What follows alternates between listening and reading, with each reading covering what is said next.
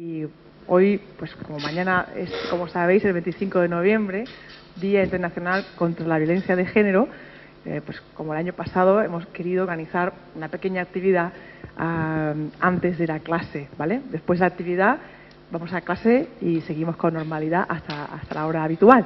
Pero bueno, hemos querido invitar a alguien que nos dé una pequeña charla sobre el tema y nos haga reflexionar un poquito. Es un tema de especial gravedad. Y bueno, aquí tenemos a Lola Fernández de la plataforma Violencia Cero, que nos va a dar pues una breve charla sobre este tema, que tiene muchos puntos de vista, muchas opiniones, muchas cosas que contar, pero que ella seguramente bueno, pues nos va a tratar desde su forma y desde su punto de vista. Le damos un pequeño aplauso y gracias por haber venido. Muchas gracias, de verdad. Vale. Bueno, gracias a la escuela por habernos llamado. Yo me llamo, como ya he dicho, Lola Fernández. Soy enfermera, trabajo en el Hospital Clínico de Enfermeras, soy técnica en detención de violencia de género en el ámbito hospitalario y también soy experta en violencia basada en el género. Formo parte de la plataforma Violencia Cero de Málaga, que es una plataforma que engloba una serie de organizaciones feministas y de mujeres de Málaga y la provincia. La Asociación Amatista, está aquí la presidenta, que es una asociación de COIN, también forma parte de ella, gracias también a ella, porque a través de ella pues nos vino esta invitación del Ayuntamiento y siempre agradecemos pues cualquier ámbito en el que podamos charlar un poquito sobre este tema de tanta importancia. Gracias a todos y a todas también por vuestra asistencia.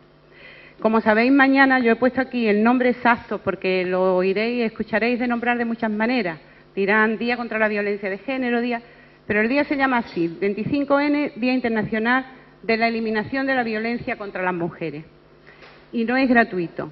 Cuando en 1999 la ONU nombra y especifica y nombra este día como Día para la Eliminación de la Violencia contra las Mujeres, está hablando de muchísimos tipos de violencia. Nosotros y nosotras normalmente abordamos la violencia desde el ámbito cultural en el que nosotros y nosotras estamos. Pero cuando la ONU dice vamos a hacer un día, el día 25 de noviembre, el Día Internacional de la Eliminación de la Violencia contra las Mujeres, está especificando, y así lo hace en su declaración, los tipos de violencias que existen. Y entonces habla de que hay una violencia física, hay una violencia psíquica, hay una violencia sexual y hay una violencia económica. Estos cuatro aspectos de la violencia, estas cuatro formas de ejercer la violencia contra las mujeres, se van a dar de diferentes maneras y en diferentes grados en función del lugar, del entorno cultural y del ámbito en que las mujeres viven. Pero la ONU se está refiriendo a todas nosotras. Se está refiriendo a la violencia que sufrimos las mujeres en el primer mundo, pero también está hablando de las mujeres de Ciudad de Juárez que son asesinadas impunemente porque sirven de botín entre las luchas de las mafias de su ciudad. Está hablando de las mujeres tailandesas que son prostituidas con 8 y con 9 años. Está hablando de las mujeres que son sometidas a la trata y que son exportadas como mercancía desde países pobres a países ricos para ser explotadas sexualmente o de otras maneras. Cuando la ONU dice que el día 25 es el Día Internacional de la Eliminación de la Violencia contra las Mujeres, está hablando de todas las violencias que en el mundo se ejercen contra las mujeres. Y están hablando de un problema de desigualdad.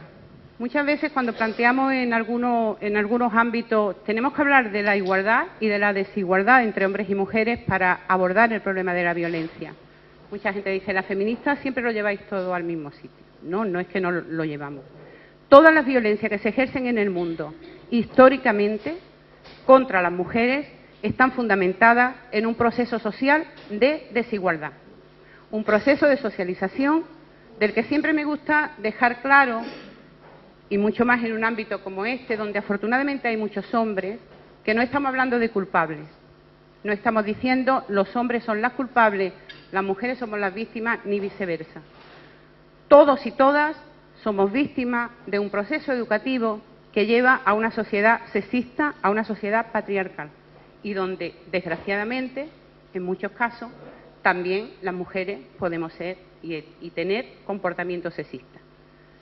Por lo tanto, estas charlas de las que, como tenemos poco tiempo, yo quiero hacer solamente unas pocas de pequeñas pinceladas y que luego entremos en que habléis vosotros y vosotras de cuáles son vuestras sensaciones ante este tema, cuáles son vuestras dudas, cuáles son, bueno, pues vuestras preguntas que tenéis más en la cabeza sobre este tema y que podéis dudar de cuáles pueden ser las respuestas, pues entre todos y todas intentar abordar esos temas. No tenemos mucho tiempo, pero a algunos nos dará tiempo.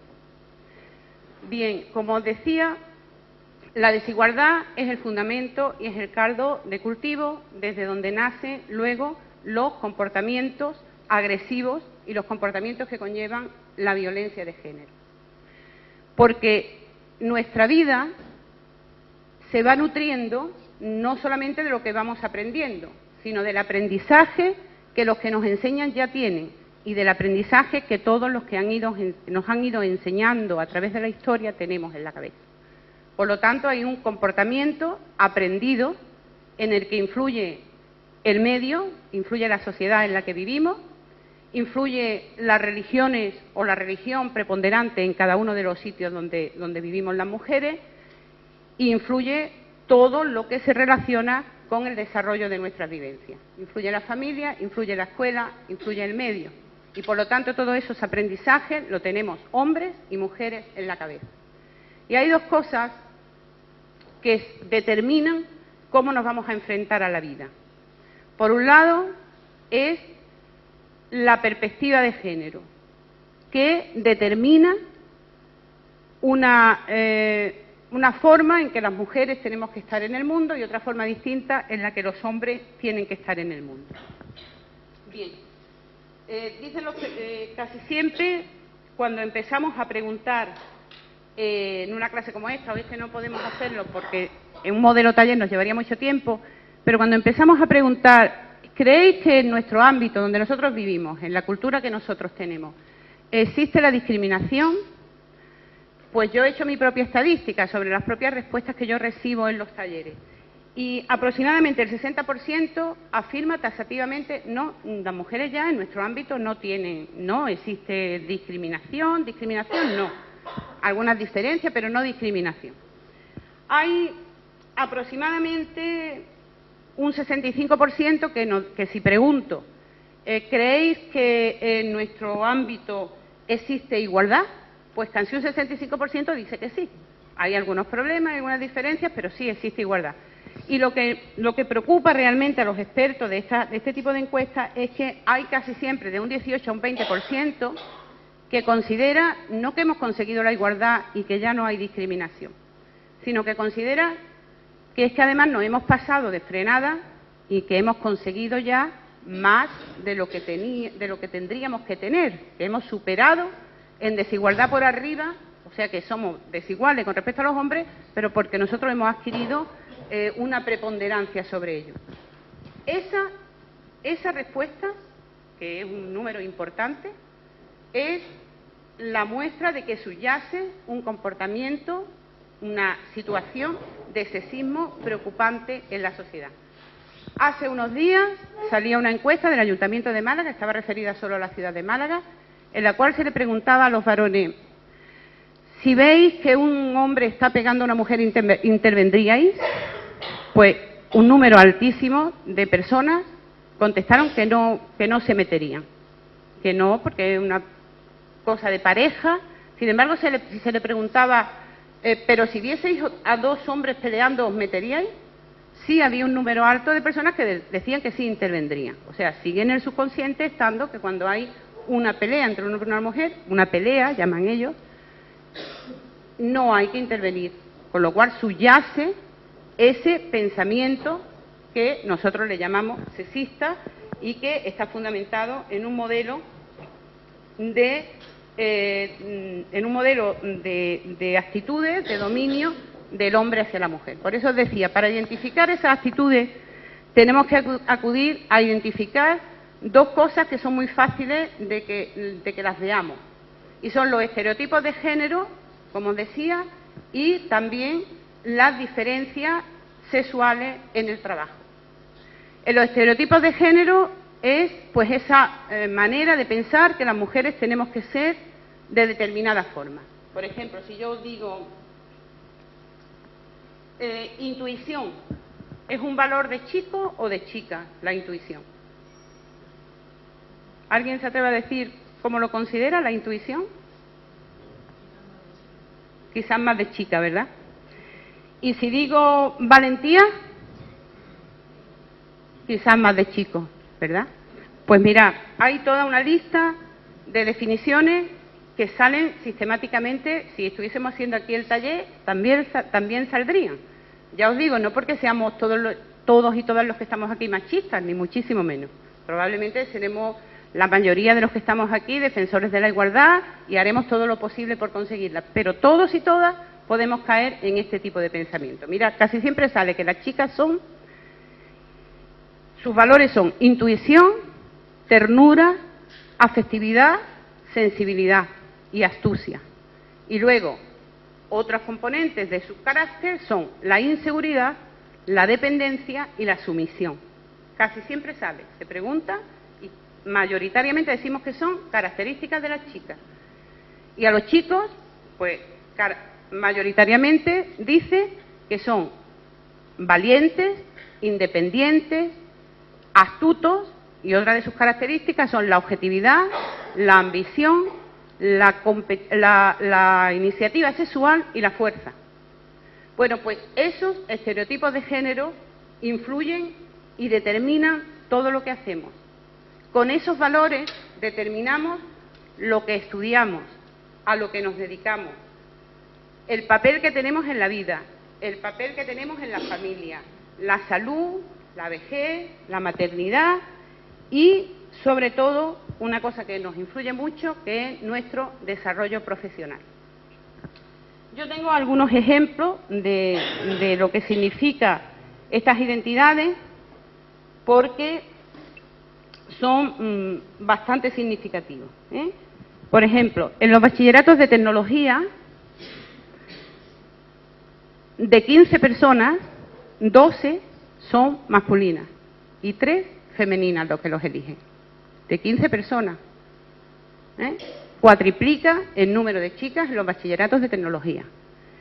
Y sin embargo, en el de humanidades y ciencias sociales, pues de cada 15 personas, 10 son chicas y 5 son chicos. Las mujeres somos más cuidadoras, más pacientes, entonces elegimos profesiones que son más de chicas. Y sigue siendo así, a día 24 de noviembre del año 2015. Sigue siendo aquí. El estudio del que os hablo es del año pasado, del Instituto de Estadística de la Comunidad Autónoma Andaluza. Sigue siendo así. Bien, sobre estos estereotipos, pues tendríamos que hablar de casi todo lo que lo van creando. Hemos dicho, tiene que ver la escuela, tiene que ver el entorno social, tiene que ver la familia. Tienen que ver los cuentos, tienen que ver las películas, tienen que ver los anuncios, tienen que ver las redes sociales y, por supuesto, pues tienes que ver la religión, que también tiene su parte de componente de determinar cómo moralmente tenemos que ser las mujeres y cómo socialmente tenemos de desarrollar un papel determinado. Todo esto influye en que cuando llegamos a los ámbitos universitarios, pues tengo aquí también otra serie de datos que son muy importantes.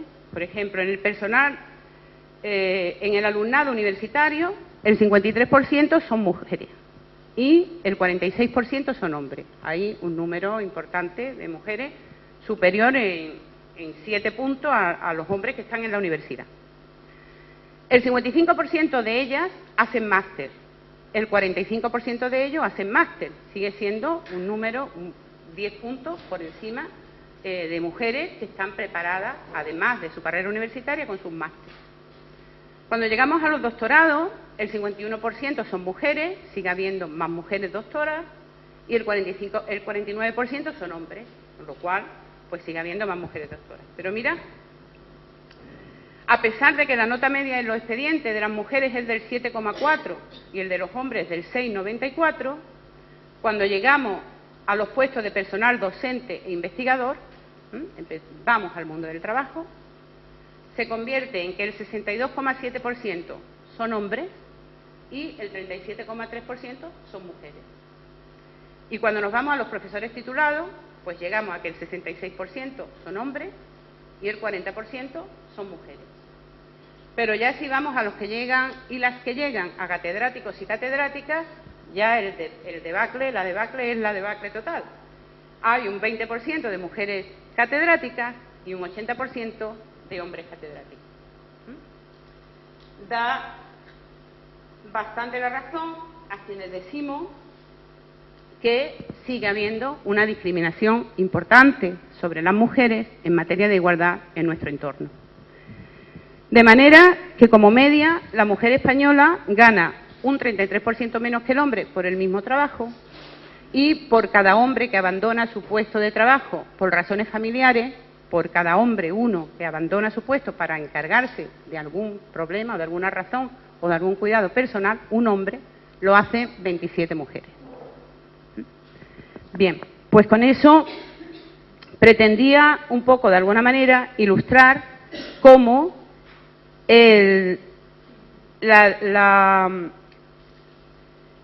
cómo el estereotipo de género nos va marcando cuál va a ser nuestro papel en la vida. Obviamente, tiene mucho que ver con el papel que en general y socialmente la mujer juega en la sociedad. Si a los niveles, digamos, de este tipo de estudios y de esta situación social hay esas desigualdades, pues conforme vamos bajando en la pirámide laboral, se producen situaciones de muchísima más desigualdad en casi todos los ámbitos laborales en los que entremos. Cualquiera de ellos que hubiésemos cogido para analizar, hubiesen salido más o menos datos absolutamente similares. Y la división sexual del trabajo, que es el otro aspecto que os decía, además de esta discriminación, podríamos hablar de cuáles son aquellas profesiones femeninas y aquellas profesiones masculinas. Hay un ejercicio que también se hace en el taller en el cual preguntamos ¿cómo se llama la persona que se encarga en los aviones de atender a los pasajeros? Y todo el mundo dice azafata. Nadie es azafato. Sin embargo, si decimos ¿cómo se llaman las personas que se encargan de apagar el fuego? Todo el mundo dice bombero. Con lo cual, hay una división, hay una situación por la cual, por el género y por esas connotaciones de género que tenemos asumidas las mujeres, tenemos que jugar determinado papel en la vida, y hay una discriminación por razón del sexo en el medio laboral, por el cual las mujeres, por esa misma determinación, tenemos que desarrollar determinadas profesiones, que se refieren casi siempre pues al cuidado y a esa faceta maternal, que bueno, que está bien, pero que no tiene por qué determinar todo lo demás que somos en la vida. Somos madres, ejercemos como madres, como tales, pero no somos madres del resto de la humanidad ni del resto de la sociedad. Podemos, y de hecho hay muchas mujeres que acceden a otro tipo de profesiones y lo hacen pues en la misma situación, a pesar de que nunca ocupamos espacios directivos en las empresas. Bien, podríamos hablar de algunos aspectos a los que también nos lleva esta situación de desigualdad en la situación de desventaja en la sociedad en la que nos encontramos. Y en esa situación de desventaja, nosotras y los expertos que lo han estudiado dicen que subyacen las situaciones latentes que generan la violencia. ¿Por qué? Porque cuando las mujeres nos salimos de ese rol que se nos ha planteado como que es el nuestro, que es el papel que tenemos que cumplir, pues todo se descabala. La sociedad empieza a preguntarse ¿por qué hace esto? ¿O por qué no ha hecho lo otro? ¿Por qué ha tomado esta determinación? ¿O por qué no ha tomado la otra? Y obviamente en esos roles que establecemos, en los roles que establecemos de relaciones con nuestra familia y también con nuestras parejas, pues en muchos momentos se producen esas situaciones de ruptura. Que si la pareja no está fundamentada en unas relaciones de igualdad, en unas relaciones de respeto globalmente, de respeto hacia todas las decisiones que la otra parte de la pareja toma, se convierte en una situación de riesgo de que pueda existir una violencia de género. Violencia de género que, como hemos dicho, está fundamentada en esas relaciones de poder que ya la sociedad establece que el hombre tiene sobre la mujer. Hasta el año 63, matar a la mujer, el marido matar a la mujer, tenía una condicionante que se llamaba causa de sangre. Por causa de sangre, un marido que mataba a una mujer por esa causa de sangre no era condenado más que al destierro. Bueno, esa causa de sangre era que le fuera infiel o que la encontrara con su amante. De manera que cada vez que un hombre mataba a una mujer, pues esgrimía que el amante había salido corriendo, pero que la había matado en ese momento difícil. Y por causa de sangre, hasta el año 63, no era delito en este país asesinar a la propia mujer. Había hasta, una vez que estuve hablando de esto en otras charlas, me comentó un señor mayor, había hasta un chiste un poco desagradable que hablaba de cómo iban a Canarias todos los maridos que eran engañados por la mujer. Y es porque la distancia más lejana era Canarias y era al lugar donde eran desterrados en muchas ocasiones los maridos que habían matado a su mujer. Pero no era delito, no era un delito penal, era una especie de delito de falta que estaba eximido por esa situación de que le llamaban de delito, o sea, de causa de sangre.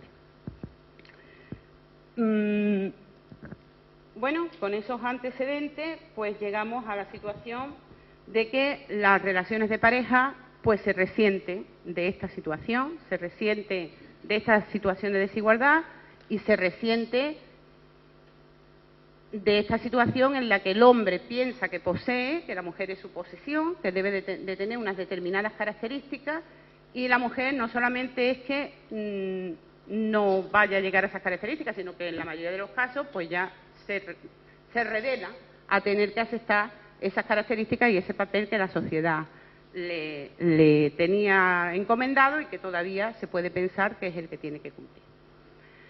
Nosotros estamos planteando desde esta base, desde este análisis de la situación, estamos planteando el cambio social de las relaciones, un cambio social de las relaciones humanas. Y estamos cuestionando casi todos los modelos que han dado lugar a esta situación en la que nos encontramos. Por ejemplo, cuestionamos el amor romántico. Cuestionamos ese modelo de amor romántico en el de sin ti no soy nada, eres mi media naranja, por ti lo haría todo, por ti lo cambiaría todo, porque son unas relaciones de posesión que nos hacen infelices a todos y a todas, nos hacen infelices a todos y a todas.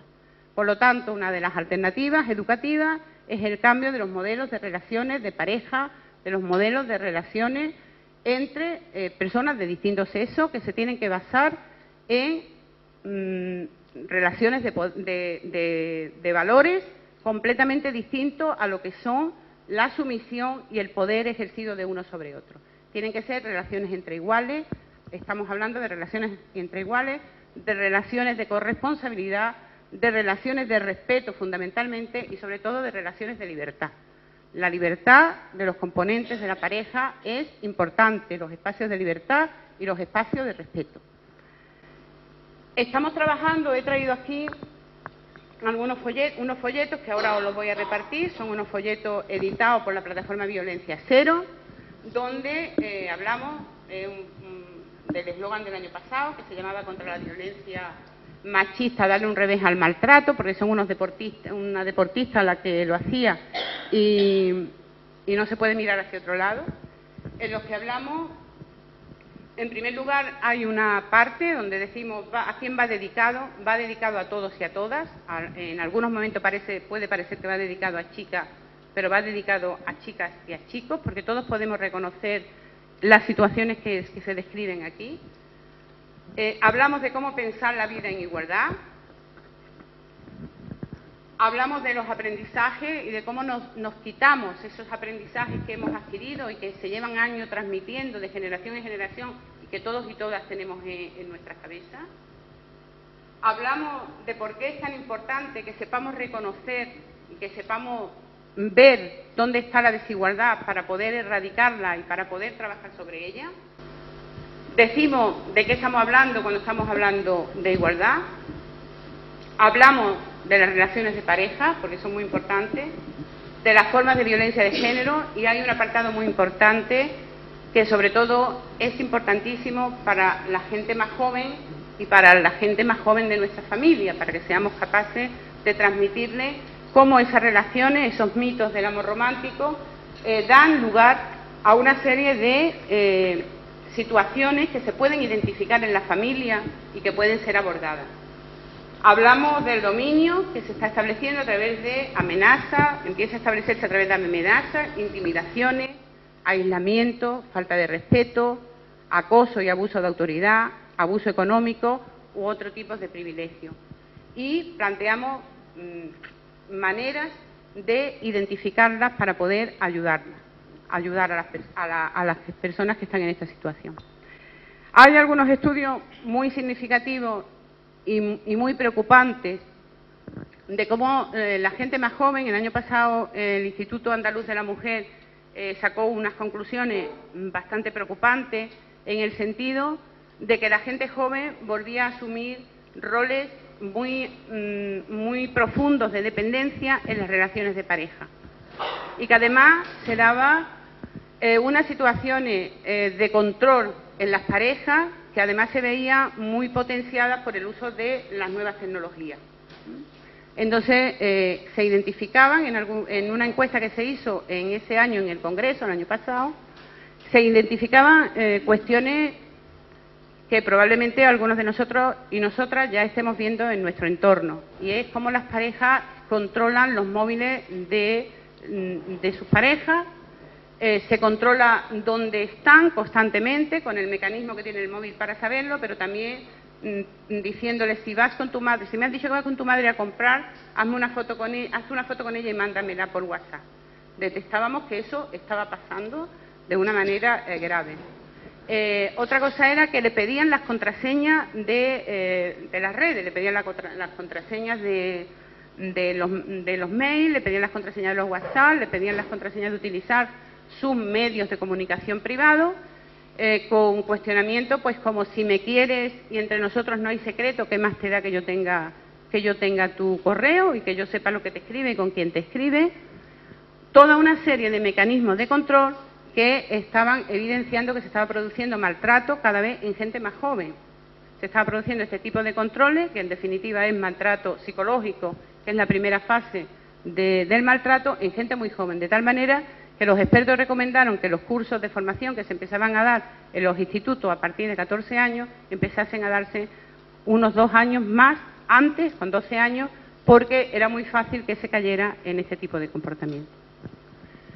Por lo tanto, como os decía al principio, cuando estamos el día 25N celebrando el Día Internacional de la Eliminación de la Violencia contra las Mujeres, tenemos que estar pensando en los muchos ámbitos en que se desarrolla la violencia, en las situaciones muy graves que se desarrollan en países determinados por su entorno cultural, por su entorno religioso, por su entorno económico, pero también tenemos que estar muy vigilantes en lo que está pasando a nuestro alrededor, ser vigilantes y estar dispuestos a intervenir en esta situación. No podemos seguir mirando para otro lado, pensando que las cosas que pasan en una pareja son de la pareja, porque mirar hacia otro lado nos hace en definitiva a todos y a todas un poco responsables de lo que pasa. Hay una campaña que nosotras hicimos el año pasado desde la plataforma de violencia de género, Violencia Cero, en la cual llamábamos a los vecinos a intervenir. No a intervenir, obviamente, cuando se estaba produciendo ellos mismos, porque a lo mejor también podían ser víctimas de lo que estuviera haciendo el maltratador, pero sí, de alguna manera, avisar a la policía, ser después capaces de decir, pues yo lo he visto y lo he oído más de una vez. Además, las campañas se hacen siempre, como sabéis, con un número que es oculto, que se puede llamar y nadie tiene que saber que se ha llamado, y entonces nosotros llamábamos a los vecinos y a las familias a intervenir, porque se pueden hacer cosas, porque hay mecanismos de ayuda a las personas que han caído o que están cayendo en ese camino de la violencia de género, y porque mirar hacia otro lado, de alguna manera, nos haría a todos y a todas es cómplice de la situación. Entonces, para resumir, voy a pasar ya que me preguntéis lo que queráis, para resumir, ser capaces de analizar, de pensar, de interesarnos por en qué situación de desigualdad estamos viviendo en nuestra sociedad, ser sensibles hacia las violencias de género que se producen hacia las mujeres, intentar saber cómo podemos detectar en nuestro ámbito esas situaciones de violencia de género y ayudar a través de los mecanismos que hay, de las administraciones y también de las asociaciones que hay. Aquí en COIN también tenéis algunas muy activas y muy luchadoras, a las que se puede recurrir para buscar esa ayuda profesional y esa ayuda que las mujeres necesitan en esa situación. Por mi parte nada más, y me preguntáis o me decís lo que queráis.